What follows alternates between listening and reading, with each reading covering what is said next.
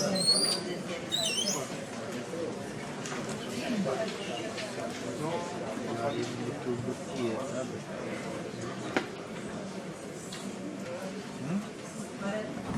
bom dia a todos, de novo. Estamos então aqui para dar início ao Seminário Ibero-Americano CTF na Educação e Ciência. Desta vez, mesmo com o primeiro trabalho, a primeira conferência inaugural deste seminário, a conferência inaugural, que será proferida pelo Sr. Professor Boaventura Sousa Santos. Cabe-me a mim a honra de fazer a apresentação do professor, porventura uma das pessoas que em Portugal e até no mundo não precisa de apresentação. Mas não quero deixar de o fazer. Caríssimo professor, prezadas e prezados colegas participantes neste seminário. É uma honra e uma responsabilidade, não sei qual delas maior, introduzir o Sr. Professor Boaventura Sousa Santos. Tudo o que eu disser ficará sempre por uma apresentação por omissão, seja do currículo, seja do perfil do nosso convidado.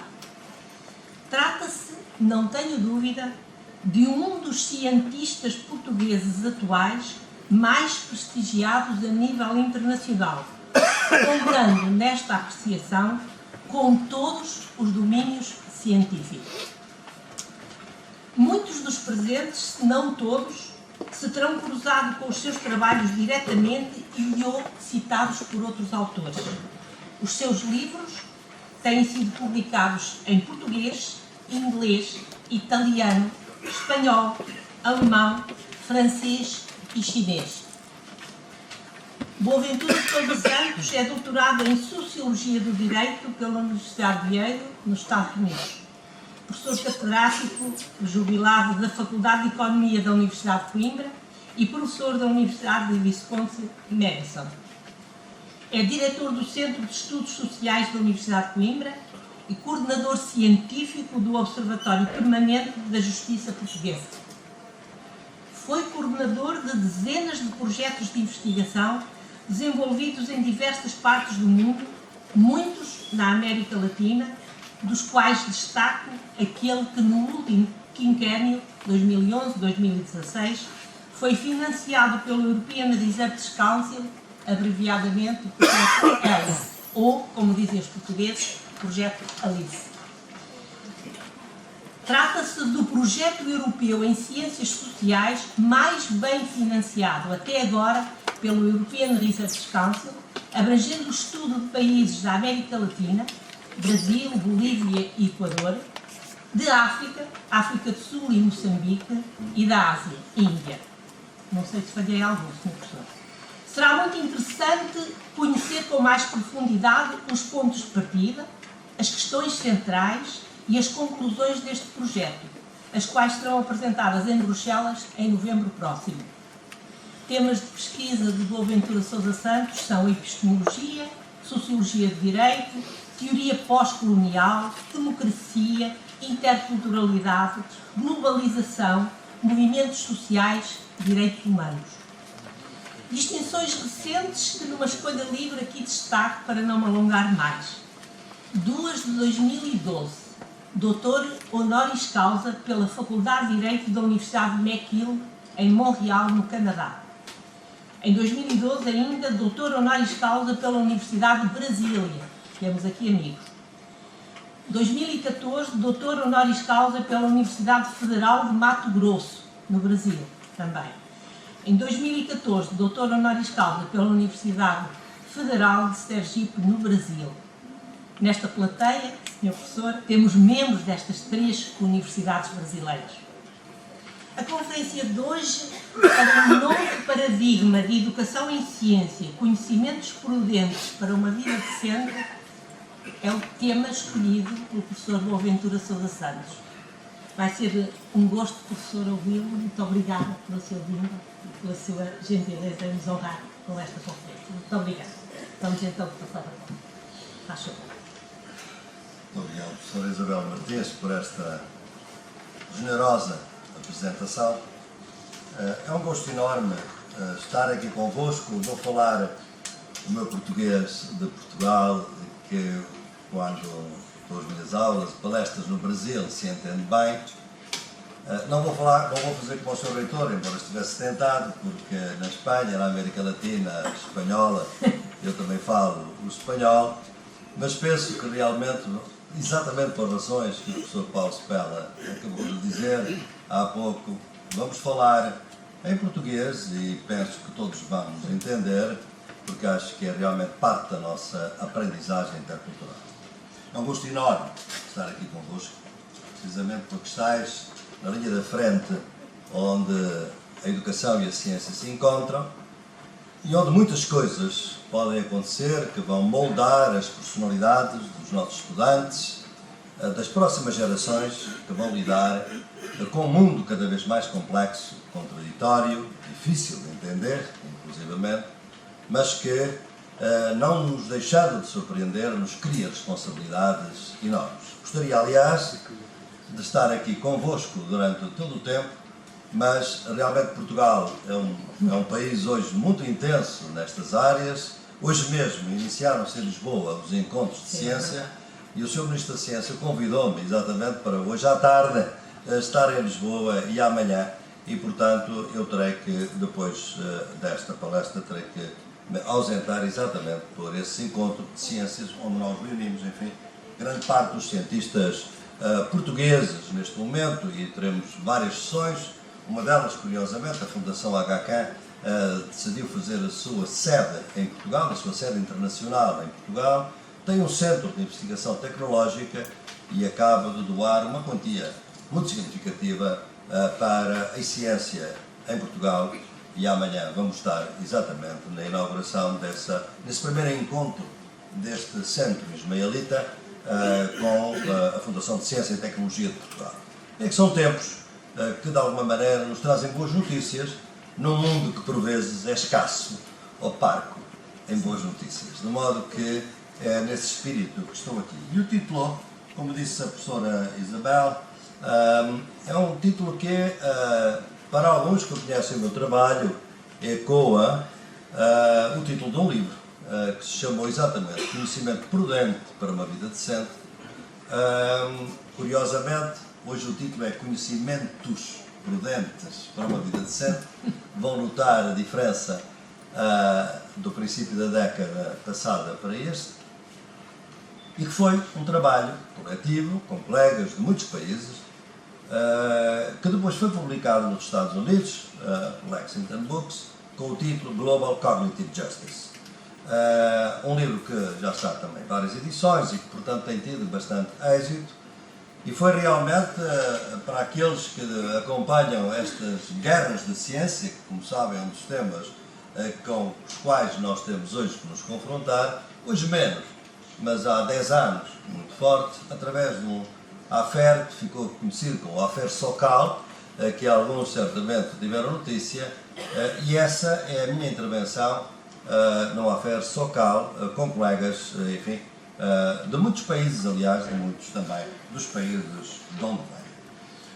Portanto, eu vou tentar partilhar convosco as ideias que penso pelas quais se deve pautar uma educação em ciência no nosso tempo. E vou fazê-lo ao nível de 3 problemáticas. Uma é de que nós temos hoje que dar tanta atenção aos processos de produção da ciência. Aliás, a professora há pouco, a solução. Helena Araújo. Desculpa, peço desculpa se não fui pronunciado. Eu não tenho intervenção dela. Que realmente mostram como é que se faz ciência, enquanto ela se faz, porque a ciência, enquanto se faz, é um grande artesanato, para além de outras coisas. Acho que devemos, em segundo lugar, dar muita atenção hoje para as contradições, as tensões e a diversidade dentro da ciência.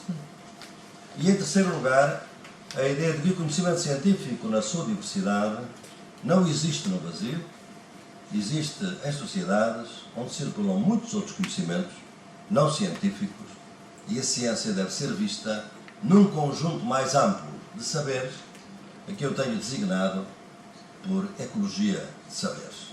E, portanto, com exemplos que vêm de algumas áreas que me parece que podem ser úteis aos professores, aos docentes que estão encarregados da educação na ciência, para poder ver que os seus estudantes considerem relevantes as problemáticas que nós vamos abordar. O que é educar? Educar é todo o processo que nos permite representar o mundo como nosso. Educar é todo o processo que nos permite representar o mundo como nosso. E representar o mundo como nosso significa também a possibilidade de o transformarmos de acordo com as nossas aspirações, as nossas necessidades, os nossos anseios. A ciência, desde o século XVII, mas sobretudo desde o século XIX, ocupa um lugar privilegiado nessa representação do mundo como nosso. E por isso há uma responsabilidade acrescida de problematizarmos a educação como instrumento e como objeto da educação, sobretudo o que é isso do mundo como nosso. Nosso de quem? De quem faz ciência? De quem aplica a ciência? A ciência não está, obviamente, equitativamente distribuída no mundo, sabemos isso bem. A ciência convive com outros conhecimentos. Que mundo é este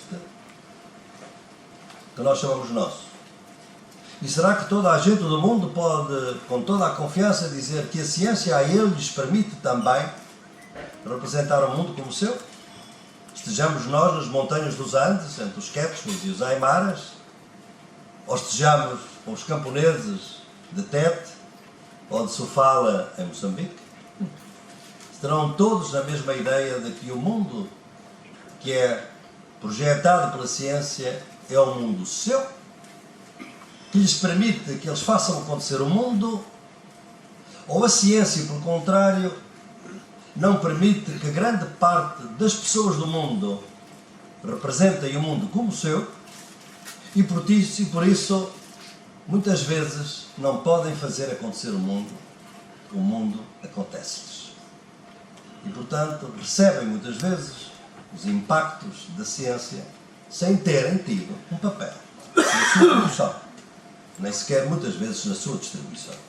Esta, penso eu, que é a problemática de base de uma responsabilidade de qualquer professor, de uma pedagogia responsável, cidadã, no nosso tema, que ponha a educação como princípio. Portanto, eu vou falar exatamente como tudo isto surge, quais são os problemas que nos enfrentamos e, naturalmente, numa palestra com esta duração, terei que ser, por vezes, bastante escasso no desenvolvimento dos temas, mas espero que, não sei se há debate, não há debate, não haverá debate, mas enfim, espero que o consigam debater depois.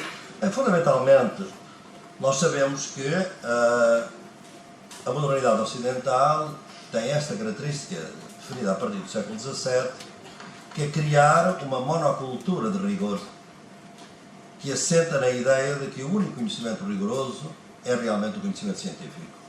Assenta numa série de premissas culturais, científicas, e que ele tem o privilégio, por vezes mesmo, o monopólio do conhecimento rigoroso. No século XVII, aqui na Europa, não estou a dizer no mundo, é sempre bom que a gente, num congresso euro-americano, nem é sequer a Europa do sul da Europa, mas é a Europa que vai fazer estes debates, a Europa que interessava, a Europa do sul, foi muito importante no que nós chamamos a primeira modernidade, século XVI, século XVII.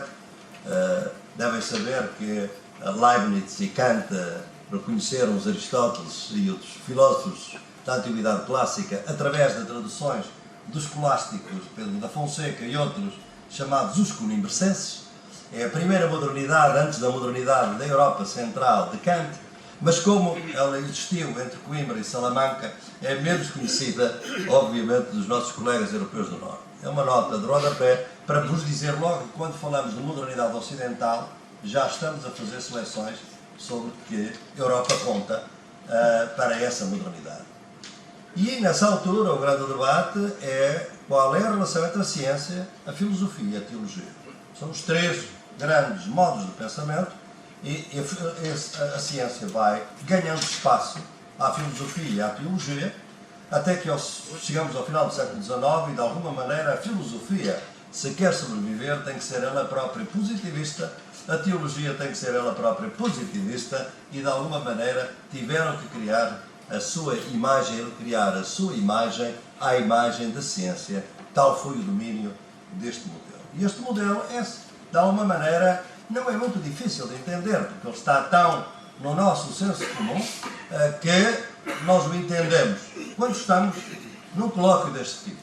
Se eu estiver num seminário de capacitação de povos indígenas em Cochabamba ou em Santa Cruz de la Sierra ou em qualquer outro sítio, a coisa é muito diferente, obviamente, para explicar. Por exemplo, a relação entre sujeito e objeto, a relação natureza-sociedade, a verdade como representação da realidade, o rigor como determinismo e como formulação de leis.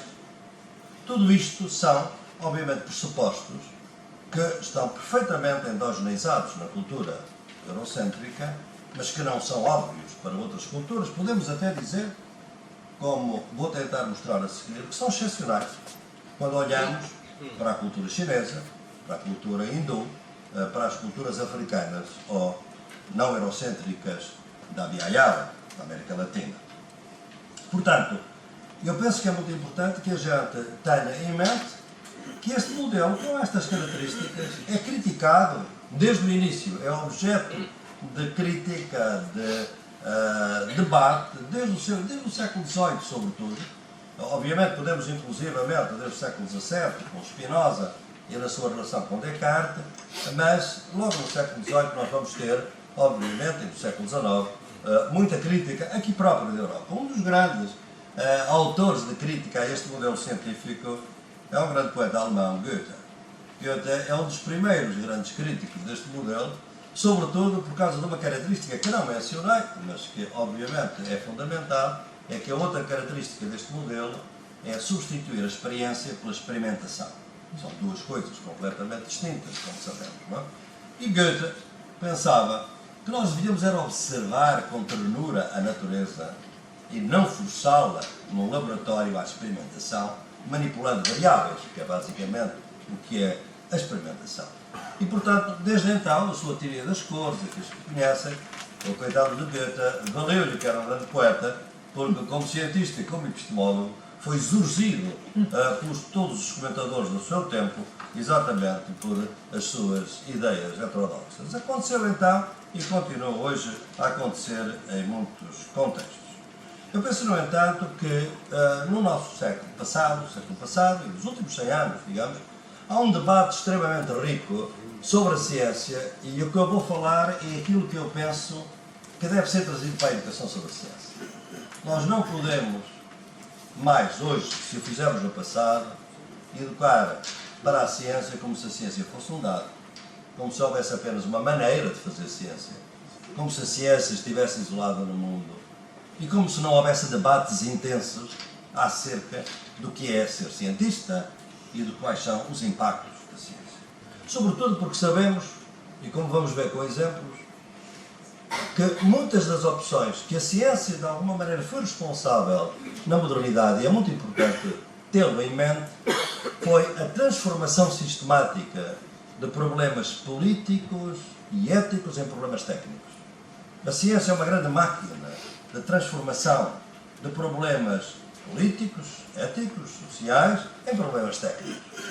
Portanto, o que significa que em cada solução técnica há escondida uma opção política, há escondida uma opção ética. E essa ocultação tem consequências sociais enormes, porque nos impedem da transparência dos processos nas próprias soluções e técnicas. O que significa que sempre que a ciência define alternativas, as alternativas afirmadas são o outro lado das alternativas negadas. Portanto, vamos ver com exemplos como, ao optarmos por uma certa linha de pesquisa, nós optamos por certas alternativas para a nossa sociedade e deixamos outras de lado. E não há nenhuma razão científica para que isso ocorra.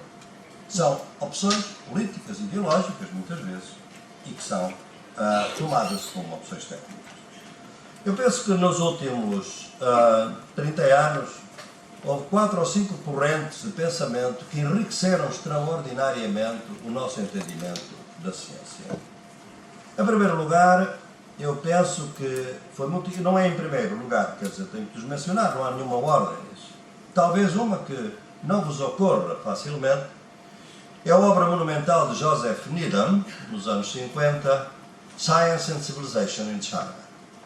A Ciência e a Civilização na China. Em que, numa obra absolutamente monumental, Joseph Needham vai tentar mostrar que muitas das descobertas científicas europeias, de facto, tinham sido descobertas muito anteriormente pela ciência chinesa. E, portanto, a ciência chinesa tem características totalmente diferentes da ocidental. Ele considera que a ocidental é superior à chinesa, é um homem de Oxford, não podemos exigir de outra coisa, mas reconhece essa diversidade. Isso é um trabalho que ficou nas áreas da antropologia, da história da ciência, mas que não é conhecido daqueles que se interessam pela educação. E, portanto, nós não conseguimos explicar que realmente, quando nós olharmos para os documentos, quer da China, quer do sânscrito, da cultura hindu, nós encontramos Copérnico antes de Copérnico, por exemplo. Nós encontramos Newton antes de Newton. Nós encontramos soluções matemáticas muito antes das soluções europeias. Todos sabem quem inventa o zero. O zero é uma invenção do sânscrito. Persa, originalmente, mas no sânscrito.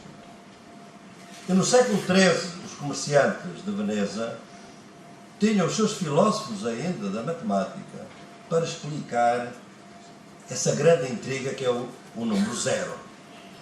Porque o zero não vale nada. Mas se a gente puser um número à sua esquerda, ele imediatamente vale muito mais.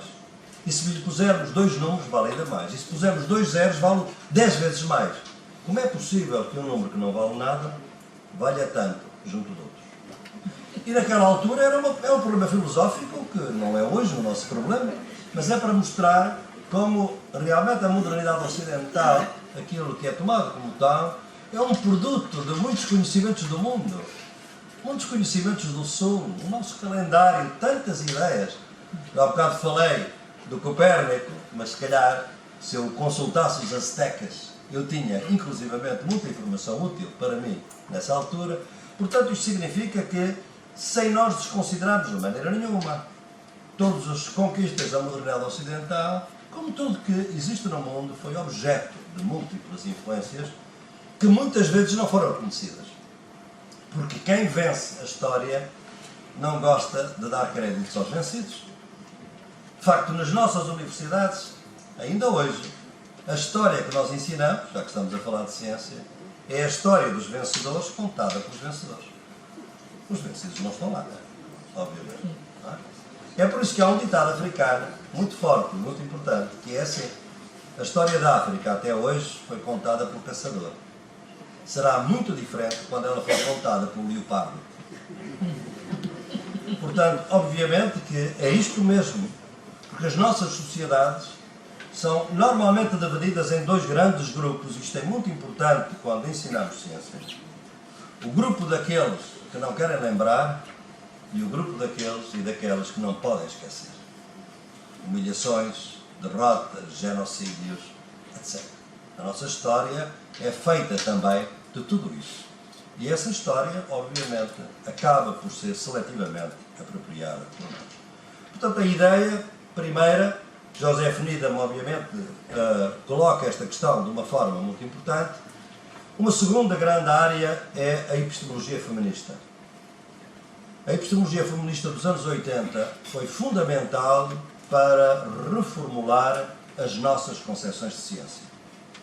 Porque as feministas, mulheres que faziam e que fazem ciência, deram-se conta que muitas das opções das organizações da ciência, das instituições, das teorias, veiculam por vezes preconceitos machistas, são dominadas com vieses masculinos e que esse viés não é apenas um viés na aplicação da ciência, é um viés na própria organização da ciência, na própria teorização da ciência.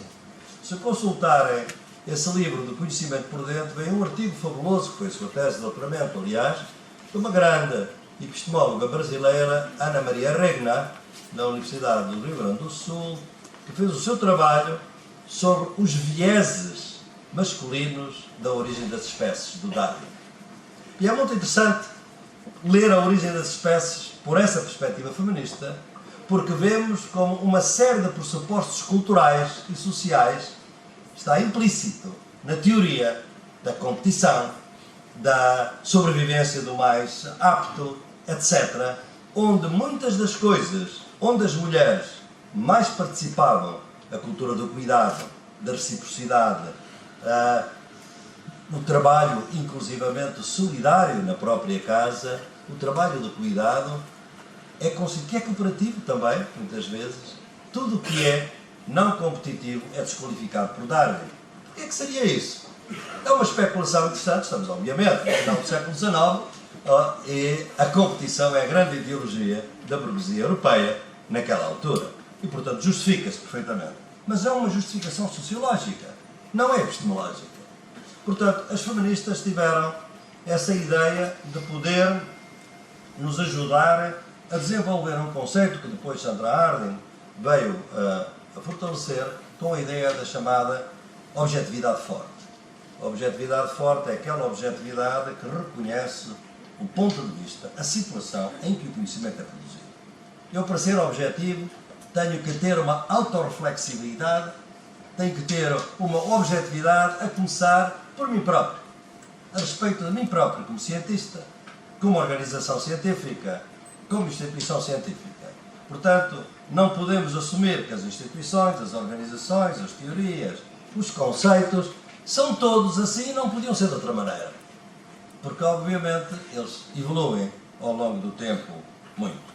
Portanto, esta foi outra das grandes linhas de pesquisa para uma compreensão mais ampla da ciência e, obviamente, também o que se ficou conhecido pelos estudos sociais e culturais da ciência, uma grande tradição extremamente diversificada acerca dos determinantes sociais da ciência, mostrando que, efetivamente, a ciência não está equitativamente distribuída no mundo, que a ciência não projeta uma imagem do mundo à imagem de muitos outros povos.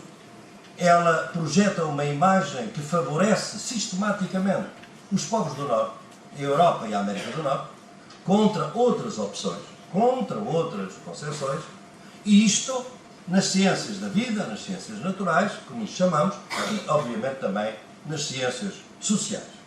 Só para vos dar um exemplo, eu que sou sociólogo, da minha área, nós não imaginamos que uma socióloga ou um sociólogo do Bangladesh tivesse transformado o conceito de desenvolvimento no conceito central da sociologia e das ciências sociais.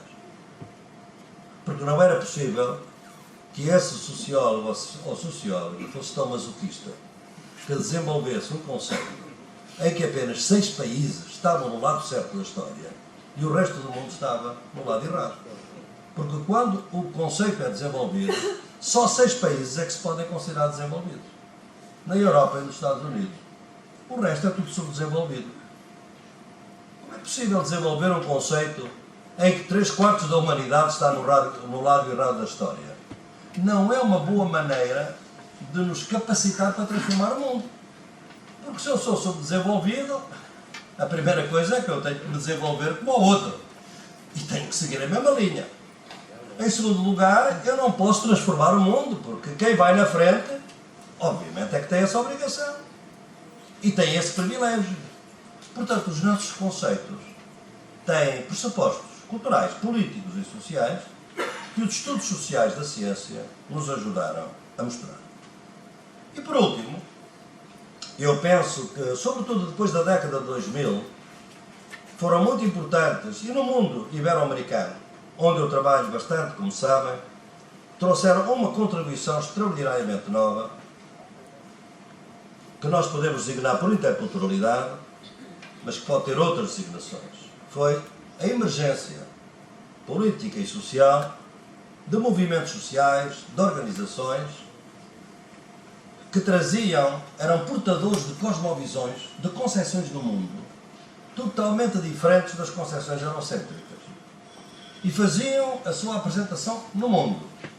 E tiveram, aliás, uma apresentação bastante dramática no primeiro Fórum Social Mundial de 2001, realizado em Porto Alegre.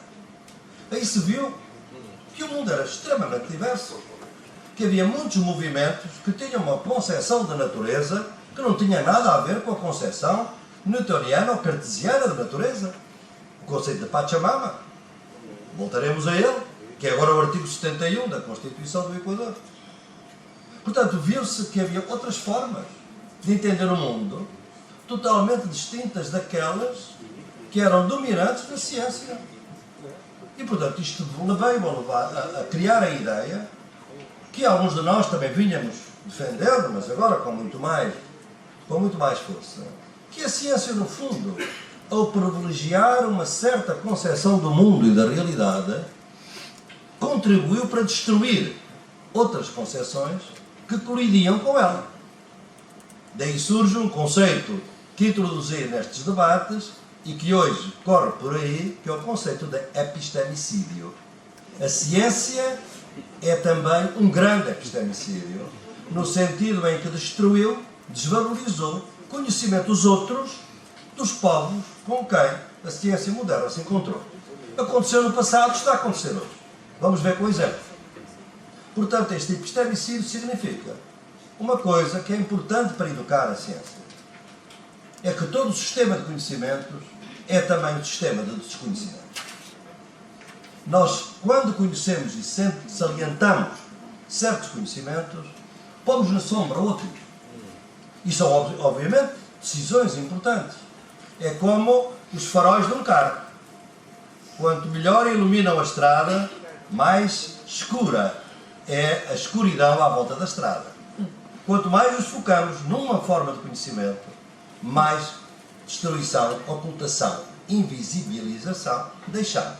Eu chamo isso os epistemicídios, ou, de outra forma, a sociologia das ausências, que é outro dos conceitos fundamentais da minha epistemologia. Portanto, eu acho que isto é importante porque começamos a desenhar, e isto é muito importante no século em que estamos a entrar, que há 3 fatores muito importantes para configurar a educação na ciência no seu contexto sociopolítico em que ela encontra. E esses 3 grandes elementos são as 3 grandes formas de dominação que continuam a dominar o mundo contemporâneo: capitalismo, colonialismo e patriarcado. Eu penso que a ciência não está isolada disso. Como veem alguns estudos pós-coloniais, a filosofia intercultural latino-americana é uma filosofia, e depois a teologia da libertação intercultural, na teologia, na filosofia, é uma afirmação de um trabalho pós-colonial, ou seja, a ideia de que o colonialismo histórico desapareceu, mas permaneceu a colonialidade das relações sociais e políticas, que hoje, sob a forma de racismo, sob muitas outras formas, continua a existir. O patriarcado tinha já sido, obviamente, objeto de escrutínio pelas nossas epistemólogas feministas, que é hoje uma das grandes áreas de trabalho em estudos sociais e culturais da ciência. E o capitalismo? O capitalismo entra hoje, e vamos ver com exemplos na ciência, de uma forma que, sendo já presente a partir de 1830, isto é, a partir da primeira Revolução Industrial, é hoje absolutamente dominante. É que a ciência hoje dominante foi transformada numa força produtiva do desenvolvimento capitalista. E como força produtiva está cada vez mais ao serviço das exigências da acumulação de capital. Não necessariamente dominantemente. Vamos ver com exemplo. E a questão é aí que surgem as contradições, obviamente. Como é que isto se passa? A ciência, afinal, na sua ideologia, foi dominada desde o século XVII pela curiosidade. dos cientistas, obviamente. Há uma grande disputa entre os historiadores da ciência se é curiosidade ou necessidade. Mas, de todo modo, é uma necessidade de algo público ou protagonizado pelo cientista. Só que agora nós vemos que cada vez mais a ciência, em certos setores fundamentais, é fundamentalmente impulsionada pelos interesses da acumulação de capital, isto é, pelo lucro. O que é que nós estamos a ver? É que o valor do conhecimento está a transformar-se cada vez mais no valor de mercado do conhecimento. Olhem para as universidades, eu trabalho em duas, uma aqui e outra nos Estados Unidos, e a gente vê, aqui em Coimbra menos, mas vejo muito bem em Madison, Wisconsin, basta ver os edifícios de biotecnologia, de nanotecnologia, que estão sempre a surgir e cada vez mais bem financiados, ao mesmo tempo que se fecham departamentos de humanidades, de literatura, de antropologia, de sociologia. Porque o conhecimento que não tem valor de mercado, ou seja, não é suscetível de criar patentes, está a ser subfinanciado nas universidades. Esse, aliás, é um dos grandes problemas da universidade hoje, no século XXI, e tenho um ou outro livro, um que acaba de sair no México, no século XXI, sobre a universidade no século XXI, em que trata exatamente o valor, o conceito de valor de mercadoria dentro da ciência. Portanto, é neste contexto que eu agora passo a definir-vos um pouco sugestões de como eu penso que nós poderíamos organizar a ciência, digamos assim, na educação da ciência. Portanto, quais seriam as três grandes linhas que vos falei?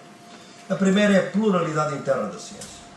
É fundamental que a gente hoje reconheça que não há uma unidade científica, há talvez uma desunião científica. Há modos muito diversos de fazer ciência. E não há nenhuma razão científica para preferir uns a outros. Muitas vezes, não quer dizer sempre, obviamente. Também devemos distinguir a má da boa ciência. Mas a má da boa ciência é uma coisa. A ciência que é única e a ciência que é diversa é outra coisa.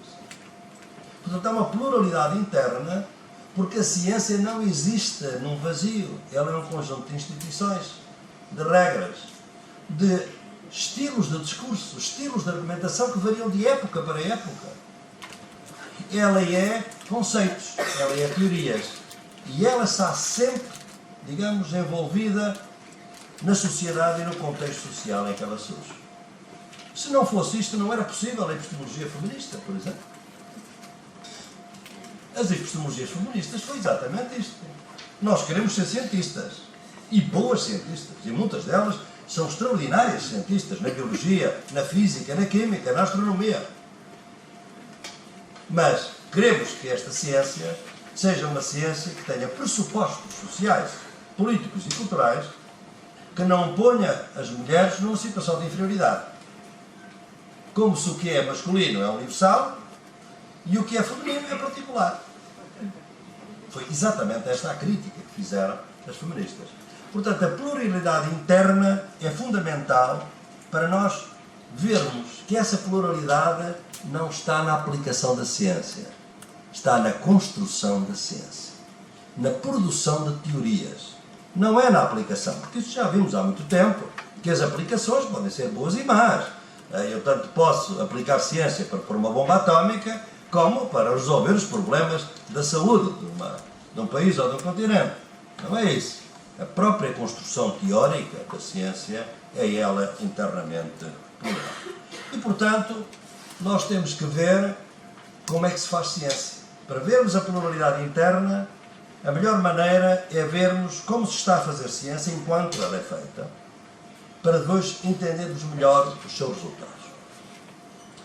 Os estudos de laboratório que nós temos feito, aliás, Bruno Latour é muito conhecido por estudos de laboratório, nós temos feito, fizemos muitos estudos, meus colegas do centro, do João Ricardo Nunes, do IPATIMUP e outros, fizemos estudos de laboratório, que são análises sociológicas do trabalho do laboratório enquanto a ciência está a ser feita.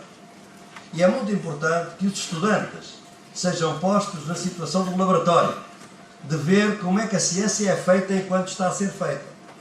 E aí vêm coisas extraordinárias. Vêm a incerteza dos processos. Vêm a capacidade artesanal de um técnico de laboratório, que é artesão, é a maneira como mexe. O cientista pode nem sequer saber mexer bem nos ingredientes. Se houver uma materialidade do laboratório, que hoje está a desaparecer essa materialidade, em nome da computadorização do laboratório, como sabem, o genoma, etc. Mas esta ideia da materialidade do laboratório, essa riqueza de conhecimento, é fundamental para nós entendermos como as opções não são únicas, são obviamente opções. Por exemplo, entre técnicas de desenvolvimento rápido e técnicas de pesquisa de desenvolvimento responsável. E neste momento, com a entrada do desejo de acumulação de capital e do lucro dentro dos laboratórios, toda a pressão é para desenvolvimento rápido, não para desenvolvimento responsável. E os cientistas estão a sentir essa pressão todos os dias. Ora, levar os estudantes a conhecer exatamente como é que se faz ciência, as pressões que não são científicas, mas são parte do universo científico, é fundamental. Porque vemos que as opções técnicas são de facto políticas, são de facto ideológicas, muitas vezes. E, portanto, eu acho que esta razão e esta questão, para vermos as alternativas, é fundamental. Porque, então, alguns dos mitos da ciência, é muito importante que na educação, eu estou totalmente contra que a gente ensine, sobretudo aos jovens mais pequenos, uma visão estereotipada da ciência. Não, a ciência de vanguarda deve ser ensinada. Ela não é mais complicada que a outra. É menos conhecida pelos professores, obviamente. Tem que estudar mais para poder ensinar. Mas ela não é mais complicada. Para vermos, por exemplo, que um dos mitos da ciência contemporânea, ciência moderna, é a reprodutibilidade dos resultados em laboratório. Sabem que em 75% não há reprodutibilidade possível? Quer dizer, faz-se uma experiência, publica-se um artigo científico, é extremamente importante. Quantos cientistas vão tentar reproduzir aquela experiência e não conseguem? No entanto, o mito do rigor científico é a reprodutibilidade da experiência. Mas não se consegue. Eu tenho 2 filhos biólogos, um nos Estados Unidos, outro em Coimbra, e, portanto, vemos muito de perto o que é esse mito da reprodutibilidade. Portanto, eu penso que esta pluralidade interna é fundamental pelo seguinte. Primeiro porque há divergências e contradições enormes dentro dos cientistas, dentro da produção de ciência. Vamos agora entrar com alguns exemplos para vermos onde a responsabilidade do professor que educa os estudantes é a responsabilidade de ver, não necessariamente tomar uma posição neste momento. O que é preciso é dar uma ideia da diversidade das posições. Eu acho que isso é que é absolutamente fundamental. Por exemplo, na área agronómica ou da produção alimentar, um dos debates mais interessantes e mais importantes no Brasil, já que está aqui tanta gente do Brasil, como sabem, é o debate sobre os agrotóxicos. O Brasil, é o maior consumidor de agrotóxicos do mundo, acima dos Estados Unidos, usa agrotóxicos que em muitos países estão proibidos e tem consequências extraordinárias que são hoje fixadas, obviamente, também cientificamente. Nós temos no Nordeste do Brasil incidências de câncer mais elevadas que em São Paulo, ou numa cidade muito poluída. Fundamentalmente pela pulverização aérea dos campos do monocultivo, que, obviamente, o veneno, com o vento, vai para as comunidades, vai para as escolas e, obviamente, contamina, envenena as pessoas. Não é? Há 2 ciências no Brasil neste momento.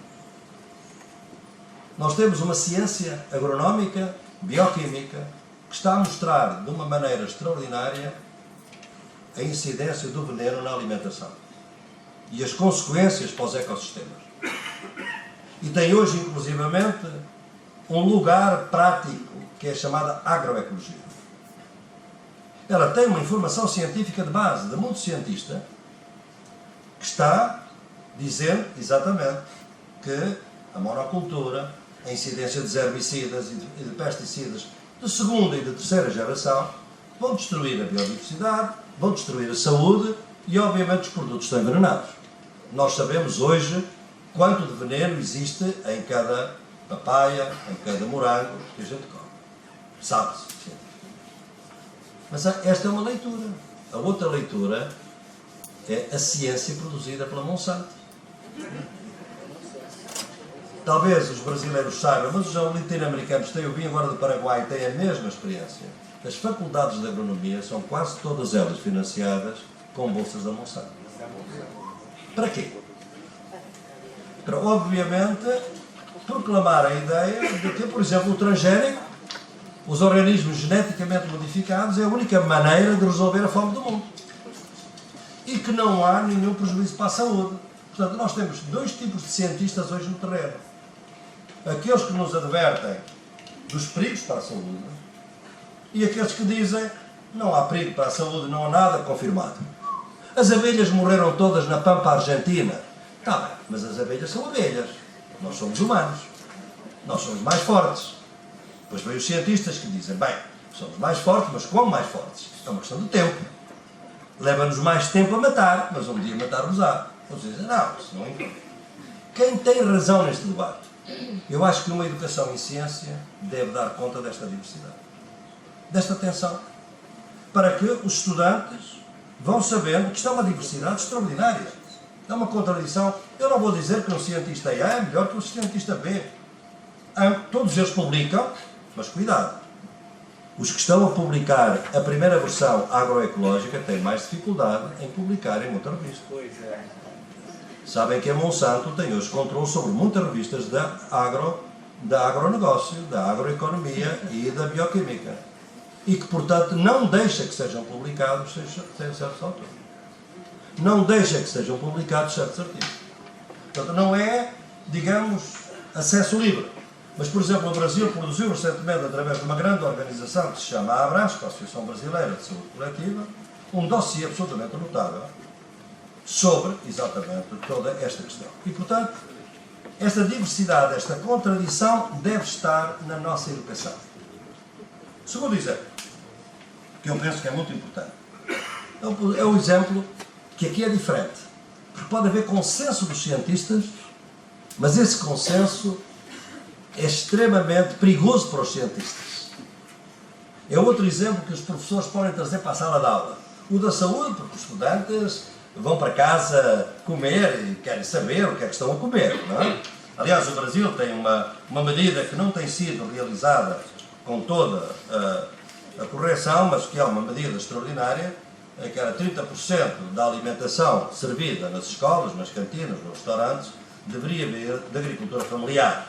E, portanto, uma certa proteção na qualidade, no local. Claro que eu diria, não devia ser 30%, devia ser pelo menos tanto quanto a alimentação, a economia familiar alimenta os brasileiros ou os portugueses, é cerca de 70%, não é?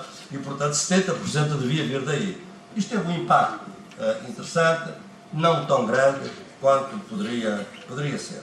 Mas, portanto, estamos a falar de coisas que tocam o cotidiano do estudante e do professor. E, portanto, esta diversidade deve estar no seu debate. Uma segunda questão é a mudança climática. Outro tema apaixonante e que, obviamente, deve ser também um debate. Porquê? Porque esta é talvez aquela área onde as soluções supostamente técnicas são mais eminentemente políticas e ideológicas. E os cientistas hoje que estão nesta área, estão a passar por um momento muito difícil da sua vida. Alguns com dramáticas depressões, alguns com saída do campo, e eu acho que a gente tem que dar conta de porquê que essa dificuldade está a surgir. Fundamentalmente, a mudança climática o grande problema é obviamente a opção pela métrica do carbono.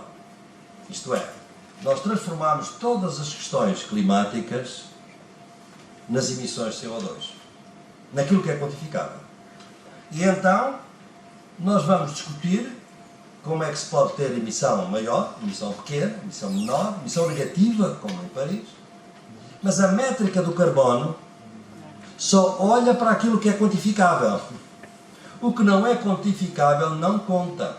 Por exemplo, Se um país decide eliminar a energia nuclear, esta decisão não assenta nas emissões de CO2, de maneira nenhuma. É o caso da Alemanha.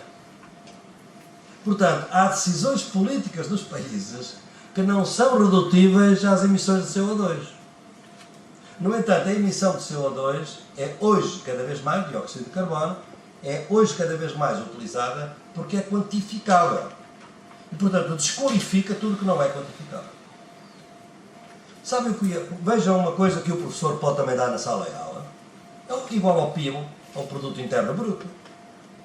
O Produto Interno Bruto é uma quantificação de um país. Da economia capitalista do país. O trabalho das mulheres em casa. Ou dos homens a trabalhar, a levar os seus filhos à escola, etc. Não é assalariado, não conta. Grande parte do trabalho e da economia de um país está fora do PIB. Mas porquê é que é o PIB? Bem, é aquilo que é quantificável e que está sujeito, obviamente, às normas da economia capitalista. Portanto, as emissões de CO2 estão-nos a fazer... É uma opção, que depois vamos ver qual é o problema do cientista, é que ela permitiu que os interesses, digamos, económicos, sobrepujassem aos interesses ambientais ou ecológicos dos países. Porquê? Porque, fundamentalmente, criou-se a ideia de que nós podemos, inclusivamente, ter autorização para poluir. É o mercado do carbono. Entraram conceitos na ciência, aplicada hoje, que são absolutamente ideológicos, mas aparecem como uma única solução. Mercado do carbono, serviços ecossistémicos, captura e armazenamento de CO2, estamos a falar da Conferência de Paris, são opções que visam isto. É que não há outra solução senão continuarmos a produzir com base no petróleo, nos combustíveis fósseis, que não são mencionados sequer na declaração final de Paris. Porquê? Porque se criou a ideia de que toda a gente imita CO2. As vacas, por exemplo. Então há estudos interessantes a tentar mostrar qual é a poluição que as vacas fazem no mundo. Compará-la depois, põe-se no mesmo pé as vacas e o petróleo.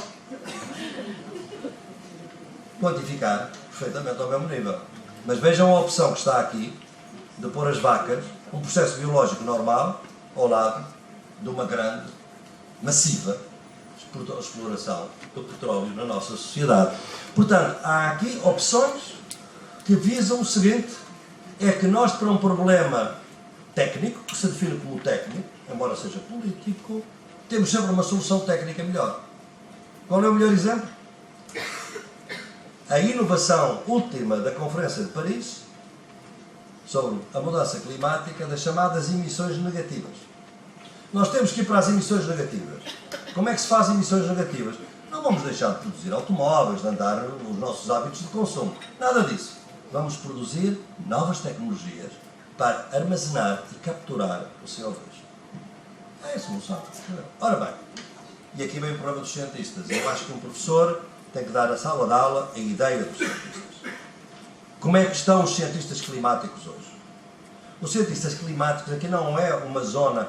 Já não há muitos cientistas, os chamados deniers, quer dizer, aqueles que acham que não há nenhuma mudança climática, que isto é tudo uma coisa de ecologistas. Hoje um cientista sério não defende isto, em geral. Não há, ao contrário da agronomia, do que vos disse da saúde, aqui há um certo consenso dos cientistas da mudança climática que realmente nós, isto é quase um consenso, não vamos conseguir de maneira nenhuma no século XX limitar o aumento da temperatura a 2 graus se nós continuarmos a explorar petróleo. Ou seja, a ideia dos cientistas hoje, foi muito claro em Paris, é que para que o aumento seja só de 2%, 2 graus, é preciso parar de imediatamente toda a exploração de petróleo e começar a pensar em transição para outras economias. O que é que acontece com os cientistas? É que lhes é imposto silêncio. Não podem dizer isto. Isto que eu estou a dizer, um cientista hoje não pode dizer num artigo científico. Se o disser, é excluída a sua instituição, provavelmente não lhe publicam mais artigos, porque vai ser considerado alarmista. Em privado, os cientistas hoje estão muito convencidos de que a mudança climática é uma área daquilo que nós na sociologia chamamos política simbólica. É a política do faz de conta. Vamos fazer isto para não fazer nada. Mas eles sabem. E como são talvez, têm um conhecimento particularmente rigoroso, sobretudo aqueles que estão a falar, a trabalhar no Ártico, por exemplo, que veem que realmente é dramático o que vai acontecer. Mas não podem transmitir isso a ninguém, porque ninguém os atende. Ora bem, portanto, eu acho que esta questão, eu vou-lhes pedir mais 10 minutos, pode ser? Só para terminar. Portanto, esta é a questão desta diversidade que eu penso que nós devemos trazer para a ciência. Mas há uma outra que eu não vou referir longamente, obviamente, mas que não quero deixar de dar. Que era o terceiro exemplo, bem na área da saúde.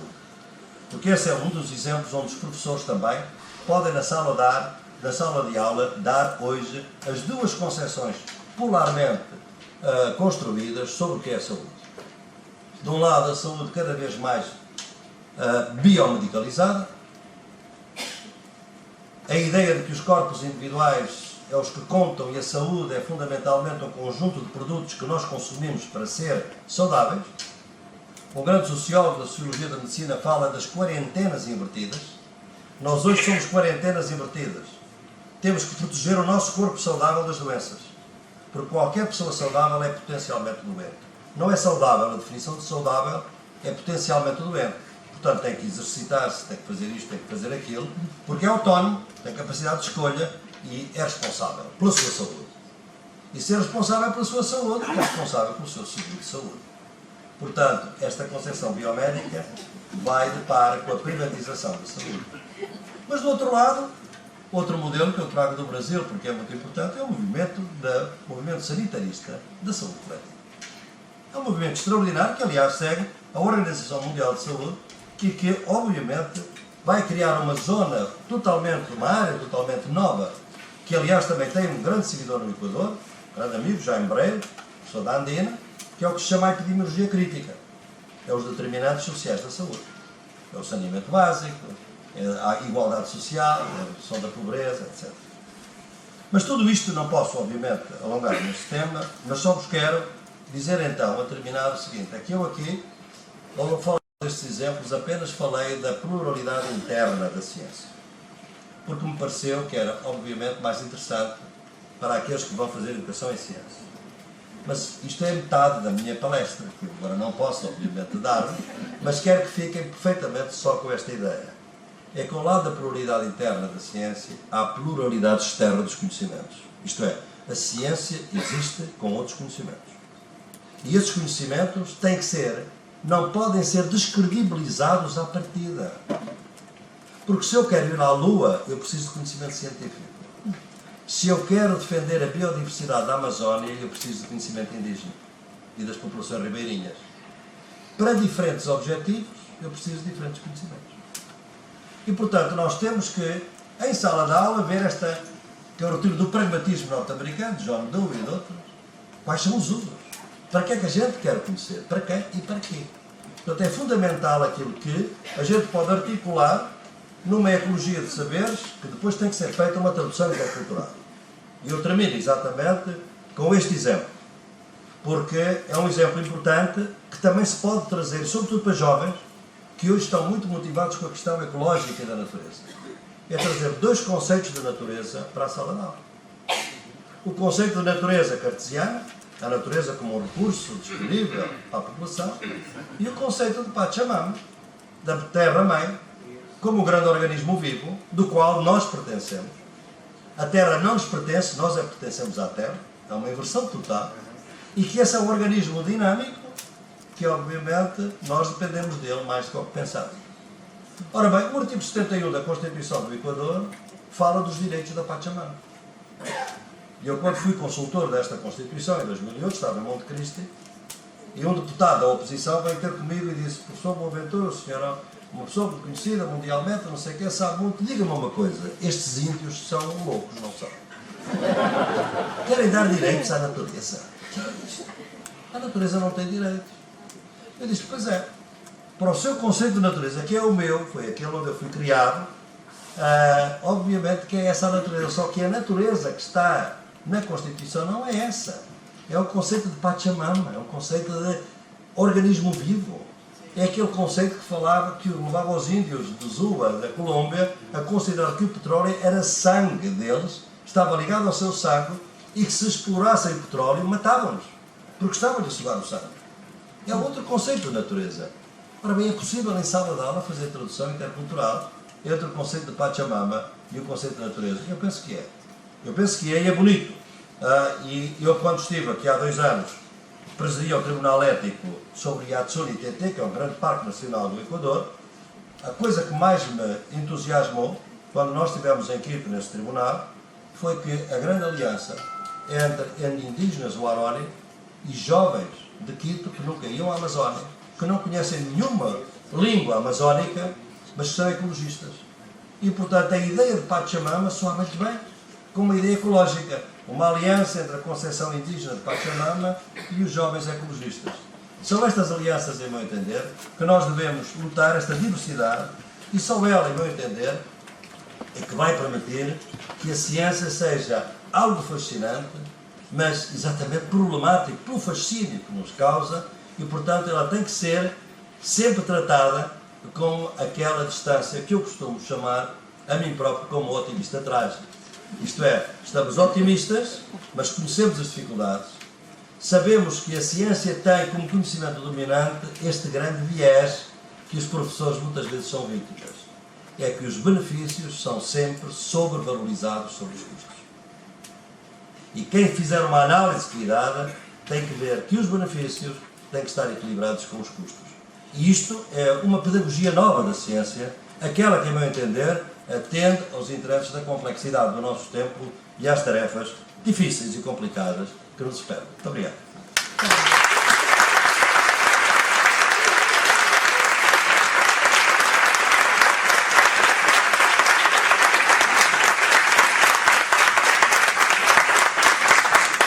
Senhor Professor, foi um gosto ouvi-lo, todos nós, estou certa.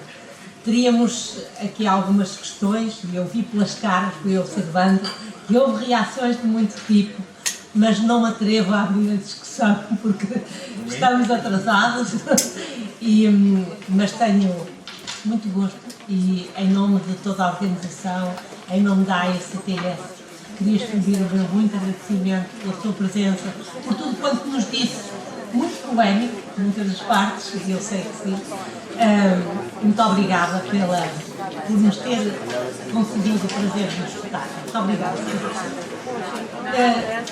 Alguém que queira fazer alguma pergunta fará ao Sr. Professor ali assim agora na saída, está bem? É que não estou.